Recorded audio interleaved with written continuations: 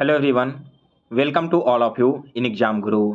दोस्तों, Indian air force की तरफ से इनटेक 1 2023 के लिए नया नोटिस जारी कर दिया गया है और नवंबर में आप सभी के ऑनलाइन एप्लीकेशन फॉर्म स्टार्ट हो जाएंगे। दोस्तों, इंडियन एयरफोर्स की तैयारी स्टार्ट करने से पहले आपके काफ़ी सारे कमेंट्स आ रहे थे कि इसका नया सिलेबस क्या है। तो दोस्तों, इस वीडियो में मैं आपको एयरफोर्स एक्शन वाई ग्रुप का कंप्लीट एंड डिटेल्ड सिलेबस बताने वाला हूँ। इसके अलावा दोस्तों, यहाँ पर टॉपिक वाइज कौन कौन से टॉपिक से पिछले 5 सालों में किस तरह के क्वेश्चंस बने हैं और आपको उन टॉपिक से क्या क्या इंपॉर्टेंट चीज़ें पढ़नी है वो भी इस वीडियो में बताऊंगा। तो वीडियो में लास्ट तक बने रहें। और दोस्तों, अगर आप इस चैनल पर नए हो तो डेली इसी तरह की इन्फॉर्मेटिव कंटेंट देखने के लिए चैनल को सब्सक्राइब कर इसके बेल नोटिफिकेशन को ऑन कर लें। चलिए दोस्तों, आज का वीडियो स्टार्ट करते हैं।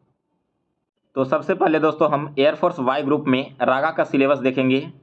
रागा में दोस्तों आपके 3 टॉपिक से क्वेश्चंस आते हैं। एक है रीजनिंग, सेकंड है आपका quantitative aptitude and third one है जनरल अवेयरनेस। अगर हम रीजनिंग की बात करें तो रीजनिंग में भी आपके 2 टॉपिक हैं, एक है वर्बल रीजनिंग और दूसरा है नॉन वर्बल रीजनिंग। अब इन दोनों में डिफरेंस क्या है? तो वर्बल रीजनिंग वैसे रीजनिंग होते हैं जिसमें आपके नंबर वगैरह यूज किए गए हों, अल्फ़ाबेट्स वगैरह यूज किए गए हों, जिसका एग्जाम्पल है number series, distance direction test, assign artificial intelligence, inserting column mathematician science इत्यादि वगैरह जितने भी टॉपिक्स हैं वो सारे के सारे आपके वर्बल रीजनिंग के अंतर्गत आते हैं। नॉन वर्बल रीजनिंग में दोस्तों आपके जितने भी फिगर से रिलेटेड क्वेश्चंस जो दिए हुए रहते हैं एग्जाम में वो सारे के सारे नॉन वर्बल में आएंगे। और अगर मैं एयरफोर्स वाई ग्रुप एग्जाम की बात करूं तो हर पेपर में आपको 5 से 6 क्वेश्चंस ऐसे होंगे जो आपके नॉन वर्बल के होंगे और पूरे पेपर में सबसे जो टफेस्ट पार्ट होगा ना वो यही होगा। अगर आपने इस टॉपिक को अच्छे से कवर नहीं किया तो यकीन मानो 99% चांसेस हैं कि आपका सिलेक्शन यहाँ पर नहीं होगा। और अगर आपने इस टॉपिक को अच्छे से कवर कर लिया तो 99% चांस यहाँ पर कंफर्म हो जाते हैं कि आप एयरफोर्स वाई ग्रुप एग्जाम को क्लियर कर लोगे।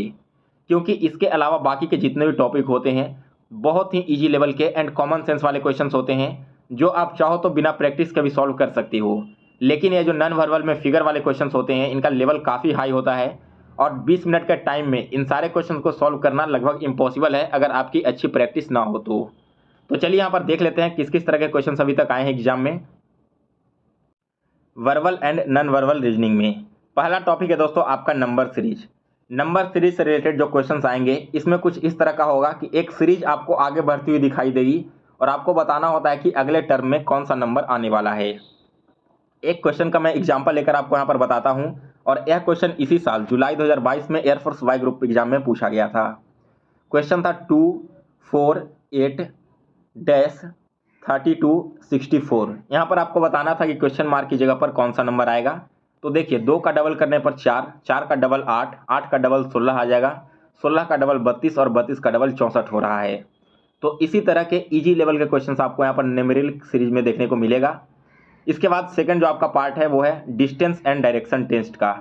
तो यहाँ से भी दोस्तों आपके रागा पेपर में एक क्वेश्चन पेपर में देखने को मिलता है और मैंने खुद पेपर दिया था इस बार तो आपको मैं बता रहा हूँ। डिस्टेंस एंड डायरेक्शन में बिल्कुल सिंपल सा कुछ इस तरह से करके एक लड़का स्टार्ट कर रहा है पोजीशन से और लास्ट पोजीशन तक पहुँच जा रहा था और आपको केवल यही बताना था कि स्टार्टिंग पोजीशन जो है ना वो लास्ट पोजीशन से किस डायरेक्शन में है। तो यह भी आपके बहुत ही ईजी लेवल के क्वेश्चन यहाँ पर हैं। नेक्स्ट आपका आ जाता है मैथमेटिकल ऑपरेशंस। मैथमेटिकल ऑपरेशंस में क्या होता है दोस्तों कि जैसे इस तरह से आपके इक्वेशन दिए हुए रहते हैं।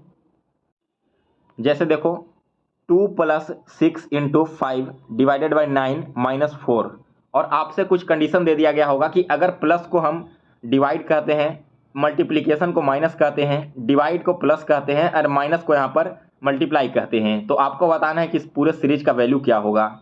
इस तरह के क्वेश्चन दोस्तों मेरे शिफ्ट में आया था एयरफोर्स वाई ग्रुप में और मैंने बिल्कुल एग्जैक्ट क्वेश्चन आप सभी को एनालिसिस के दौरान सॉल्व भी करवाया था। तो इस तरह के क्वेश्चन आपको यहाँ पर मैथमेटिकल ऑपरेशन में प्रैक्टिस करने हैं। आप लोग वीडियो को लास्ट तक देखिए। मैं हर एक टॉपिक कवर करने के बाद आपको बताऊंगा कि कहाँ से आपको इन सारे क्वेश्चंस की प्रैक्टिस भी करनी है। नेक्स्ट आपका 4th नंबर टॉपिक आता है number ranking and time sequence test. देखो, number ranking and time sequence test की अगर मैं बात करूं तो यहाँ पर आपके जो क्वेश्चंस है ना वो थोड़े कंफ्यूजिंग हो सकते हैं। मेरे शिफ्ट में भी जो क्वेश्चन पूछा गया था रैंकिंग से रिलेटेड वो हल्का सा कंफ्यूजिंग था। क्वेश्चन कुछ इस प्रकार से था दोस्तों कि श्याम का पोजीशन ऊपर से 19वां है और राधा का पोजीशन नीचे से 26वां है। अगर उन दोनों के बीच में 12 लड़के बैठते हैं और इसके साथ एक और कंडीशन दे दिया गया था जिसकी वजह से क्वेश्चन काफ़ी लेंदी हो गया था। तो आपको बताना था कि राधा का पोजीशन ऊपर से कितने हैं या फिर इस लाइन में टोटल कितने व्यक्ति बैठे हुए हैं। तो इस तरह से करके आपकी रैंकिंग की क्वेश्चन आ सकती है। या फिर ऐसे आ सकता है कि ए के बाएं में 2 लोग बैठे हुए हैं जिनमें से डी और एफ नहीं है। ए के लेफ्ट साइड में यहाँ पर आपके सी बैठे हुए हैं, बी के बगल में ई बैठे हुए हैं। इस तरह से करके कुछ कंडीशन दे दी जाएगा और आपसे क्वेश्चन में पूछ लिया जाएगा कि यहाँ पर सबसे लास्ट में कौन बैठा है या फिर किसी 2 व्यक्तियों के बीच में कौन व्यक्ति बैठा हुआ है। ये सारे क्वेश्चंस आपके आ जाएंगे number ranking and time sequence test में। इसके बाद आपका जो मैथमेटिकल डिजिट है, मैंने आपको जो मैथमेटिकल ऑपरेशन बनाया इसी के अंतर्गत आता है सारा टॉपिक। नेक्स्ट आपका है इंसर्टिंग करेक्ट मैथमेटिकल साइन। ये वाला जो टॉपिक है दोस्तों वो भी आपके मैथमेटिकल ऑपरेशन में ही आएगा। मैंने आपको अभी बताया था ना कि आपको करेक्ट मैथमेटिकल साइन का यूज करना है, यानी कहाँ पर प्लस आएगा कहाँ पर माइनस आएगा। तो इसमें जो आपका क्वेश्चन बनेगा कुछ इस प्रकार से बनेंगे, 20 4 डैश करके 6 इंटू 2 डैश करके 8 रहेगा और इक्वल टू इसका वैल्यू दिया रहेगा 112। कुछ ऑप्शंस दिए रहेंगे जैसे plus minus divided by into minus plus divided by, और आपको बताना है कि इस खाली खाली पोजीशन में कौन कौन से साइन आएंगे जिससे कि इसका वैल्यू 112 के बराबर आ जाए। तो ये टॉपिक आपका आ जाएगा इंसर्टिंग करेक्ट मैथमेटिकल साइन के अंतर्गत। नेक्स्ट आपका आता है ह्यूमन रिलेशन। ह्यूमन रिलेशन में आपके ब्लड रिलेशन वाले क्वेश्चन आते हैं। मेरे शिफ्ट में भी ये क्वेश्चन आया था लेकिन बहुत ही ईजी शिफ्ट का क्वेश्चन था वो। अगर मैं अपने शिफ्ट की क्वेश्चन की बात करूं आपके ह्यूमन रिलेशन यानी कि ब्लड रिलेशन में, तो क्वेश्चन कुछ इस प्रकार से था कि एक महिला किसी व्यक्ति को बोल रही है कि सामने की जो फोटो टंगी है वो मेरे पिता की बहन है। तो आपको बताना था कि वो जो औरत है फोटो में उसका इस व्यक्ति के साथ में क्या संबंध है। तो बहुत ही आसान यहाँ पर पूछा गया था। यहाँ पर आपके बुआ एंड भतीजा का संबंध बन रहा था पूरे ब्लड रिलेशन में। नेक्स्ट आपका आ जाता है कोडिंग डिकोडिंग। कोडिंग डिकोडिंग में किस तरह के क्वेश्चन पूछे जाते हैं, जैसे देखो एप्पल को अगर लिख दिया जाता है $H29 एंड इस प्रकार का साइन, तो आपको बताना है कि बॉय को कैसे लिखेंगे। तो यहाँ पर एक्चुअली होता क्या है ना कि एप्पल में जितने भी अल्फ़ाबेट आते हैं उन सभी का एक यूनिक कोड यहाँ पर आपको दिया हुआ रहेगा और उसी यूनिक कोड को यूज करके आपको बॉय का भी कोडिंग करना रहता है। या फिर इसमें एप्पल के जितने भी अल्फ़ाबेटिकल वैल्यू हैं जैसे ए का 1 हो गया, ई का 5 हो गया, इस प्रकार से लिखा रहेगा। तो आपको अगर मान लो टॉल का कोडिंग निकालना है तो टी का आपका 20 हो जाएगा, ए का 1 हो जाएगा और इस प्रकार से आप यहाँ पर एल का 12 लिख के लिख सकते हो। तो ये क्वेश्चन आपके आ जाएंगे कोडिंग डिकोडिंग के अंतर्गत। इसी में आपके और भी कई तरह के कोडिंग डिकोडिंग आते हैं जिसमें एक का कोड क्या रहेगा और दूसरे का कोड आपको बताना रहता है। इसके बाद है ऑड मैन आउट। इसमें दोस्तों आपके 4 ऑप्शंस रहते हैं, चारों में से 3 ऑप्शन तो आपके समान होंगे लेकिन एक ऑप्शन बाकियों से अलग होता है, तो आपको वो बताना होता है। जैसे मेरे जो एग्जाम हुआ था ना उसमें आया था आपके 4 जानवर के नाम दिए गए थे, यानी कि जानवर की जो आवाज़ निकालने की प्रवृत्ति होती है वो दिया गया था। जैसे कैट मियाऊ करता है, डॉग बार्क करता है, इसी प्रकार से जो हॉर्स है वो नेग करता है। तो ये 3 तो आपके जानवर की आवाज़ निकालने की थी, लेकिन चौथा जो था ना वो आवाज़ न देकर किसी जानवर के बच्चे का नाम यानी कि किटन दे दिया गया था। यानी कि जो हमारा डी ऑप्शन हो रहा था वो बाकी तीनों से अलग था। बिल्कुल यही एग्जैक्ट क्वेश्चन मेरे शिफ्ट में पूछा गया था ऑड मैन आउट वाले ऑप्शन में। तो यहाँ पर भी आपने समझ लिया कि किस प्रकार के क्वेश्चन आपको देखने को मिल सकता है। या फिर यहाँ पर क्या कर दिया जाएगा, किसी 3 देश का करेंसी दे दिया जाएगा और चौथे देश का आपका कैपिटल दे दिया जाएगा। तो करेंसी तो आपस में सिमिलर है लेकिन कैपिटल अलग है, इसलिए आपका एक करेक्ट आंसर हो जाएगा। नेक्स्ट आपका म्यूचुअल रिलेशन प्रॉब्लम है। जैसे देखो यहाँ पर क्या दे दिया जाएगा ना, इसमें भी मेरे जो शिफ्ट में क्वेश्चन आया था वो कुछ इस प्रकार से था। जैसे एक जानवर के बच्चे का नाम दिया गया था और जानवर का नाम दिया गया था, उसी प्रकार से आपको एक और बच्चे के जानवर का नाम दे दिया गया था और बताना था कि किस जानवर के बच्चे का यह नाम है। जैसे मान लो कीटन यहाँ पर हो गया और इसके जो मदर है वो कैट हो गया, इस प्रकार से यहाँ पर एक और कार्स दे दिया और आपको बताना था कि इसकी मदर का नाम क्या हो सकता है। तो इस तरह के क्वेश्चन आपको म्यूचुअल रिलेशन में देखने को मिल सकता है। नेक्स्ट आपके टॉलेस्ट यंगेस्ट का रिलेशन, यानी कि ए बी से ज़्यादा लंबा है लेकिन सी से छोटा है, डी ई से छोटा है लेकिन एफ से बड़ा है। इस तरह से कंडीशन देके आपके टॉलेस्ट एंड यंगेस्ट वाले क्वेश्चंस पूछे जा सकते हैं। फिर आपका डिक्शनरी रूट्स है। तो डिक्शनरी रूट्स में क्या होता है ना, एक्चुअली आपके 4-5 अल्फ़ाबेट दिए होंगे यानी कि वर्ड दिए होंगे और आपको बताना है कि डिक्शनरी के रूप में इसे सही से कैसे अरेंज कर सकते हैं। एनालॉग में दोस्तों आपके फिर से वही ऑड मैन आउट होते हैं, यानी कि 4 में से कोई एक अलग होगा, उसे आप सभी को चुनना होता है। नॉन वर्बल रीजनिंग की बात करें दोस्तों तो इसमें या तो आपके पेपर कटिंग वाले क्वेश्चंस होंगे या फिर आपके 4-5 फिगर दिए रहेंगे और आपको बताना है कि इनमें से कौन सा फिगर गलत है। या फिर कुछ इस प्रकार से होगा कि 4 फिगर दिया हुआ होगा और 5वां बॉक्स आपका खाली होगा, बताना है कि 5वां वाले बॉक्स में अगला फिगर कौन सा आने वाला है। तो इस तरह के जितने भी क्वेश्चन हैं सारे के सारे आपके नॉन वर्बल रीजनिंग में आ जाएंगे और इसके लिए आपको बहुत अच्छे से प्रैक्टिस करनी है। 5-6 क्वेश्चन डेफिनेटली आपको एग्जाम में देखने को मिल जाएगा। ये था दोस्तों आपका कंप्लीट सिलेबस रीजनिंग का।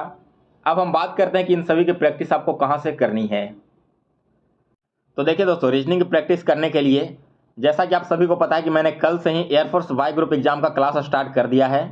तो जब भी मैं डेली क्लास लूँगा उसके साथ साथ आपको मैं डेली एक क्यूज का लिंक दूंगा। उस क्यूज वाले बॉक्स में 15 अलग अलग टॉपिक से निकाल कर मैंने इंपॉर्टेंट क्वेश्चंस इंक्लूड कर रखा है रीजनिंग के। तो आपको सबसे पहले तो डेली प्रैक्टिस वहीं से करनी है। उसमें आपके कंप्लीट एनालिसिस के साथ में सॉल्यूशन दिया रहेगा। तो जो क्वेश्चंस आपसे नहीं बनते हैं वहीं पर सॉल्यूशन के रूप में देख पाओगे, और क्यूज के फॉर्मेट में होगा तो कहीं ना कहीं आपको एक रियल एग्जाम का फीलिंग आएगा पेपर को सॉल्व करते समय। यहाँ से आप प्रैक्टिस कर सकते हो। अगर आप सेल्फ प्रैक्टिस करना चाहते हो किसी बुक से तो सबसे बेस्ट है कि आप बेसिक कॉन्सेप्ट के लिए अनिल अग्रवाल की बुक खरीद सकते हो। सॉरी, यहाँ पर RS अग्रवाल की जो रीजनिंग की बुक आती है उस बुक के थ्रू आप प्रैक्टिस कर सकते हो टॉपिक वाइज। वहाँ पर आपको वर्बल एंड नॉन वर्बल दोनों बुक्स मिल जाएंगे, अवेलेबल होंगे ऑनलाइन और ऑफलाइन दोनों मार्केट में। इसके अलावा मैंने आपको क्यूज के बारे में बता ही दिया है। आज भी जब मैं जीके का वीडियो अपलोड करूंगा तो उसी समय मैं आपको क्यूज का लिंक दे दूंगा, आप उस पर क्लिक करके इसे अटेम्प्ट ले सकती हो। या फिर दोस्तों अभी मैंने लिंक दे दिया है डिस्क्रिप्शन बॉक्स में, उस पर भी क्लिक करके आप रीजनिंग का क्यूज अटेम्प्ट कर सकते हो। बिल्कुल लेटेस्ट क्यूज अभी मैंने तैयार किया है आज ही। तो एक बार आप इन सारे क्यूज को सॉल्व कीजिए, और क्यूज में जितने भी क्वेश्चंस हैं ना वो इसी साल जुलाई 2022 में पूछे गए क्वेश्चंस का तैयार किया गया है। तो सॉल्व करने के बाद आप कमेंट करके भी बता सकते हो वहीं पर क्यूज फॉर्मेट में कि आपके टोटल कितने क्वेश्चन सही हुए हैं 15 क्वेश्चन में से। ये था दोस्तों आपका रीजनिंग का कंप्लीट स्ट्रेटजी। अब हम बात करते हैं मैथमेटिक्स की। मैथ में आपको क्या क्या पढ़ना है, कैसे क्वेश्चन यहाँ पर आए थे और कहाँ से आपको इसकी तैयारी करनी है। देखिए, मैथ में पहला टॉपिक है रेशियो एंड प्रोपोर्शन। दोस्तों रेशियो एंड प्रोपोर्शन से रिलेटेड एक क्वेश्चन जो जुलाई 2022 एग्जाम में पूछा गया वो मैं आपको यहाँ पर दिखाता हूँ। 391 को डिवाइड करना था 1/2 के रेशियो में, 2/3 के रेशियो में एंड 3/4 के रेशियो में। इसी रेशियो में 351 को अरेंज करना था और बिल्कुल एग्जैक्ट क्वेश्चन यह पूछा गया था आपके। मैं आपको शिफ्ट भी बता देता हूँ। 24 जुलाई को जो पहला शिफ्ट का एग्जाम हुआ था उस एग्जाम में क्वेश्चन पूछा गया है। तो रेशियो एंड प्रोपोर्शन में दोस्तों बेसिक आपको पढ़ना क्या है, जितने भी आपके income and expenditure related question होते हैं या फिर आपके एज रिलेटेड क्वेश्चन होते हैं, ये सबसे इंपॉर्टेंट है क्योंकि यहाँ पर आपके इंपॉर्टेंट क्वेश्चन जो है ना वो एग्जाम में डायरेक्ट पूछे जाएंगे। इसके अलावा आपको रेशियो में डिवाइड करने के लिए, साथ ही साथ दोस्तों आपके रेशियो में प्लस करने के लिए, माइनस करने के लिए एंड मल्टीप्लाई करने के लिए आना चाहिए। इसके अलावा और किस तरह के रेशियो वाले क्वेश्चन आपके एग्जाम में आते हैं, जैसे A रेशियो B का वैल्यू है 2:3 और B रेशियो C का वैल्यू है 4:5। तो आपको बताना है कि A ratio B ratio C का मान क्या होगा, और यह क्वेश्चन आपके एग्जाम में इस बार पूछा भी गया है। तो इस तरह के बेसिक जितने भी टॉपिक हैं वो सारे आपके कवर होने चाहिए। ऐसे क्वेश्चन आपको आमतौर पर एग्जाम में देखने को मिल जाएगा। नेक्स्ट इसके बाद आता है अगला टॉपिक हमारा, वो है एवरेज का।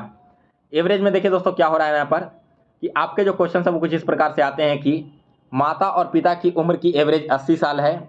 अगर आज से 4 साल बाद माता पिता और उनके बच्चे की उम्र 90 वर्ष है तो बताइए कि वर्तमान में बच्चे की उम्र क्या होगी। तो इस तरह के एवरेज के क्वेश्चन आ सकते हैं। या फिर ऐसा रहता है कि जैसे टोटल 10 मैचों की एक श्रृंखला थी जिसमें से 9 मैचों में रोहित शर्मा का जो एवरेज रन है वो 89 है। 10वें ओवर में वो और कितना रन बनाए कि जिससे कि उनका एवरेज जो स्कोर है वो 92 पहुँच जाए। तो ऐसे जितने भी बेसिक कॉन्सेप्ट वाले क्वेश्चन एवरेज के वो सारे के सारे आपको बिल्कुल प्रैक्टिस किए हुए रहना चाहिए, ताकि एग्जाम में अगर क्वेश्चन आए तो वहाँ पर आपको सोचने की जरूरत ना पड़े, आप क्वेश्चन देखो और सीधे सॉल्व करना स्टार्ट कर दो। तीसरा टॉपिक है LCM एंड HCF। तो दोस्तों LCM और HCF में आपके जो क्वेश्चन आते हैं वो इस प्रकार से रहते हैं कि 2 नंबर का LCM 112 है और HCF 22 है। इसमें से पहला नंबर जो दोस्तों वो है आपका 20, तो दूसरा नंबर हमारा क्या होगा यह बताइए। ऐसे क्वेश्चन आ जाएंगे। या फिर आपसे पूछ लिया जा सकता है कि 1/2, 5/6, 7/9 इनका LCM क्या होगा या फिर इनका HCF क्या होगा। और बिल्कुल दोस्तों एग्जैक्ट ऐसे ऐसे क्वेश्चन ही इसी साल आपके एग्जाम में आए थे, इसीलिए मैं आपको जो एग्जाम्पल दे रहा हूँ ना वो भी इसी प्रकार के क्वेश्चन का दे रहा हूँ, जिससे कि आपके मन में कोई डाउट ना रहे कि एयरफोर्स में बहुत हाई लेवल के क्वेश्चन पूछे जाते हैं।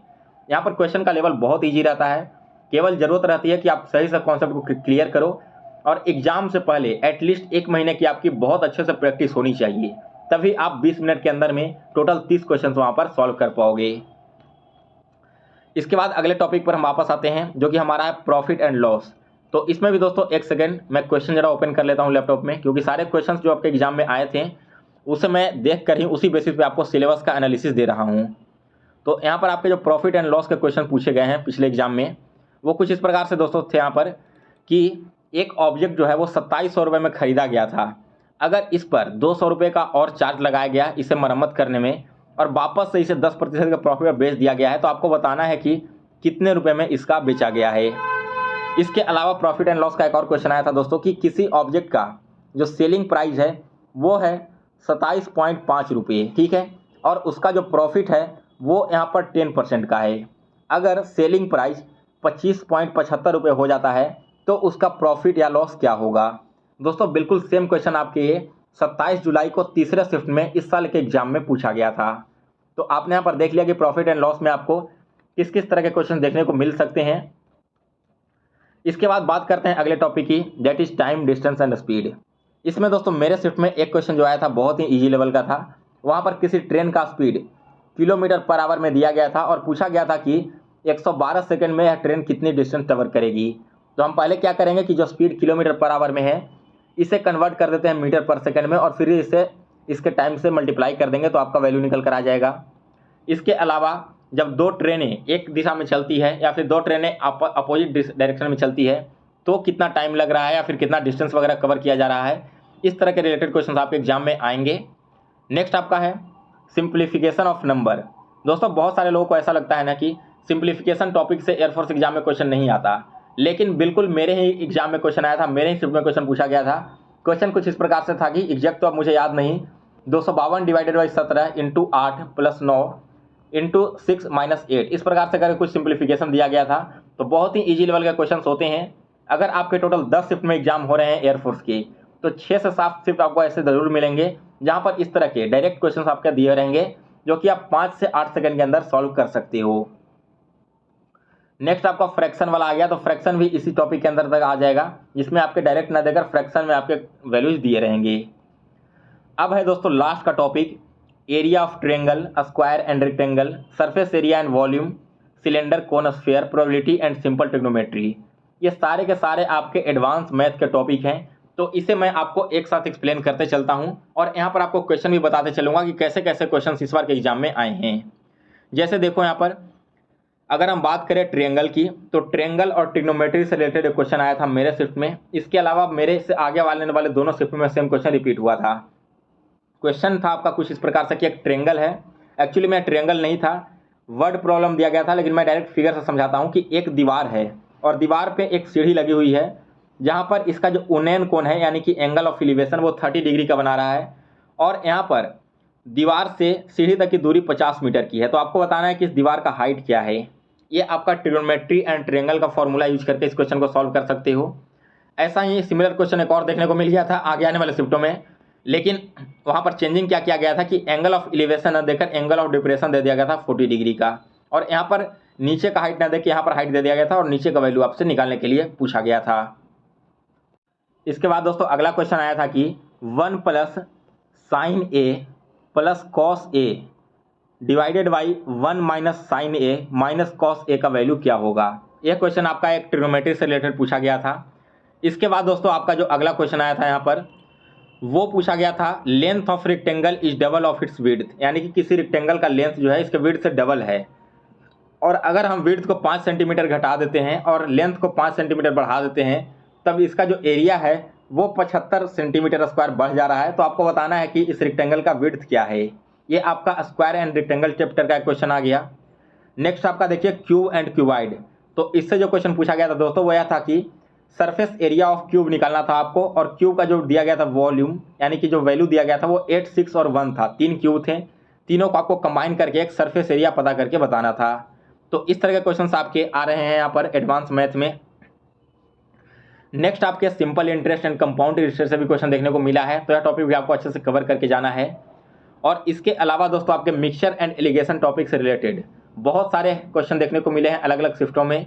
जैसे कि एक क्वेश्चन दिया गया था कि 1 किलोग्राम का मिक्सचर है जिसमें 20% सीमेंट है और 80% बालू है, इसमें और बालू कितना मिलाना चाहिए जिससे कि सीमेंट का जो मात्रा है वो 20% से घटकर 10% पर चला आए। यह क्वेश्चन आपका एक मिक्सचर एंड एलिगेशन का पूछा गया था। तो ये था दोस्तों आपका टोटल 12 टॉपिक मैथ्स का एंड इन टॉपिक से कैसे कैसे क्वेश्चन पूछे गए थे जो एग्जैक्ट मैंने आपको यहाँ पर बता दिया है। अगर आप कमेंट करोगे तो मैथ्स के जितने भी क्वेश्चन जुलाई 2022 एग्जाम में पूछे गए हैं उन सभी का सॉल्यूशन मैं आपको एक एक करके उपलब्ध करवा दूंगा।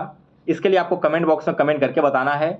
या फिर अगर आप जुलाई 2022 में अलग अलग शिफ्टों में पूछे गए सारे क्वेश्चन का PDF डाउनलोड करना चाहते हैं तो सभी क्वेश्चन का PDF मैंने डिस्क्रिप्शन बॉक्स में दे दिया है, उस पर क्लिक करके आप इसे डाउनलोड कर लेना। सो गाइज, यहाँ पर मैंने आपको इस वीडियो में रीजनिंग एंड मैथ का सिलेबस बता दिया। दोस्तों यहाँ पर मैं अगर जीके का सिलेबस बताने लगूँ तो काफ़ी लेंदी हो जाएगा, क्योंकि जीके में और भी बहुत सारे टॉपिक्स हैं, प्लस हर एक टॉपिक से कैसे क्वेश्चन आ गए थे इसे बताने में लगभग 20 से 25 मिनट का टाइम और लग जाएगा। तो वो मैं आपको इवनिंग में एक और अलग वीडियो में बता दूंगा, जिसमें आपके इंपॉर्टेंट बुक से लेकर सारे इंपॉर्टेंट टॉपिक्स होगी। यहाँ पर दोस्तों मैथ्स की बात कर लेते हैं कि मैथ्स के लिए आपको प्रैक्टिस कहाँ से करनी है और कैसे तैयारी करनी है। तो इस चैनल पर आपको मैथ्स एंड जीके के लेक्चर उपलब्ध मिलेंगे। मैथ्स में आपको टॉपिक वाइज कंप्लीट करवा दूंगा। अक्टूबर, नवंबर, दिसंबर आने से पहले आपके सारे टॉपिक्स क्लियर हो जाएंगे। और प्रैक्टिस के लिए दोस्तों जैसे ही मैं मैथ्स का लेक्चर लेता हूँ दिन में, तो उसके साथ ही 10 क्वेश्चन इंपॉर्टेंट आपके उस टॉपिक से रिलेटेड मैं क्यूज फॉर्मेट में उपलब्ध करवा दूंगा आप सभी के लिए, जो कि बिल्कुल फ्री ऑफ कॉस्ट होगा सभी कैंडिडेट के लिए। तो प्रैक्टिस करने के लिए आप वहाँ से कर सकते हो। इसके अलावा मैं एक ई बुक लॉन्च कर देता हूँ थोड़े दिन में, जिसमें आपके चैप्टर वाइज सारे मैथ्स के क्वेश्चंस इंक्लूड किए रहेंगे। तो एक बार जैसे ही वो ई बुक लॉन्च हो जाएगा तो उससे भी आप प्रैक्टिस कर सकते हो। इसके अलावा अगर आप बुक पढ़ना चाहते हो तो बेसिक के लिए सबसे बढ़िया है RS अग्रवाल की बुक। और अगर आपका बेसिक स्ट्रांग हो चुका है तो फिर आप कोई भी एक ट्रिकी बुक ले सकते हो, जिसमें शॉर्ट ट्रिक के माध्यम से आप क्वेश्चंस को सॉल्व कर पाओगे। सो गाइज, आज के वीडियो में बस इतना ही।